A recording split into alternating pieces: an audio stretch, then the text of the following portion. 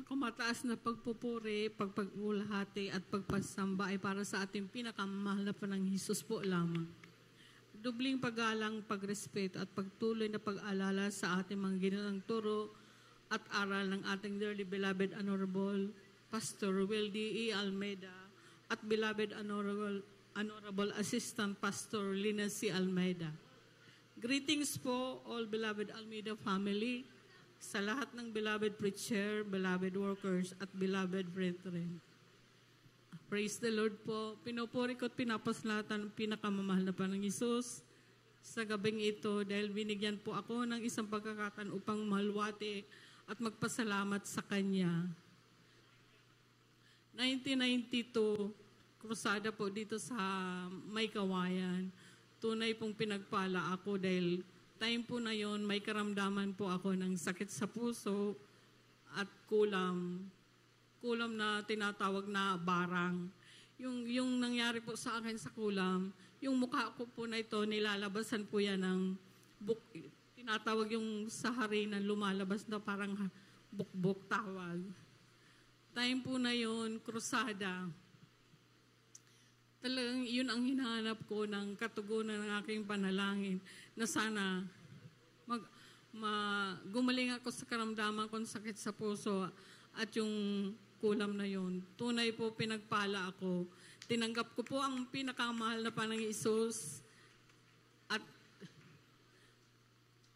sa habag po ng mahal na Panginoon, nalihans po ako ng ating beloved Honorable Pastor. Tunay po na pag uwi ko po, nakaya ko na po ng gawaing bahay, lumakas po ako. At yung sa kulam po, tunay po na mayroon po akong sa kumakain is sinuka po na kulay lumot. Pero tunay po na gumanang po ang pakiramdam ko. Salamat sa mahal na Panang Hesus. Sa pagpatuloy po namin na paglilingkod sa mahal na Panginoon, tunay po ang buong sambahin ko. Nakakailala na rin sa mahal na Panginoon. Amen. Praise the Lord. At pinagpala rin po kami ng mahal na Panginoon. Tunay po ang pagbibigay dito. Pag sumunod ka po, salamat sa pagpapala ng mahal na Panginoon. Binigyan po kami ng negosyo na machine shop.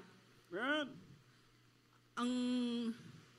Ang talagang trabaho ng beloved ko is subcontractor lang siya.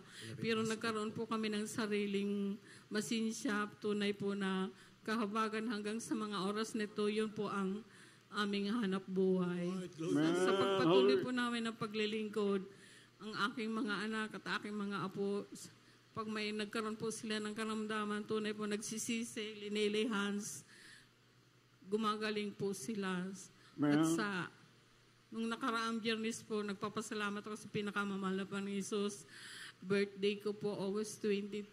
62 years old na po ako. Pinagpala po ako ng kalakasan, pag-ingat, gabay, patnubay. Kahapon po, hindi ko inaasahan na biglang nabagsakan po ng molde, backplate po ng molde ang beloved husband ko. Pero nandyan ang pagpapala ng mahal na Panginoon.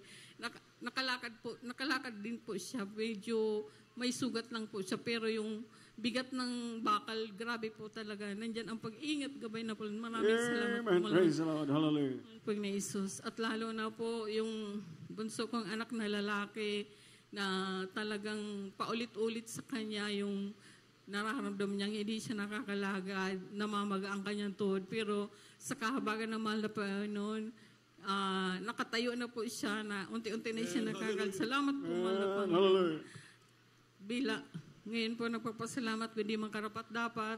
Nandiyan na tinawag din ako bilang isang mga awit ng adults ka ng mahal na Panginoon. Ang pag-iingat at pagpahal niya sa araw-araw ng aming buhay, sa pag-iingat niya sa amin. Nagpapasalamat po ako, mahal na Panginoon Hesus sa iyo. Ang kapunan po, salamat tanging sa mahal na Panginoon Hesus po lamang. Praise the Lord. Praise the Lord, praise the Lord. Purihin natin ang dakilang Diyos, ating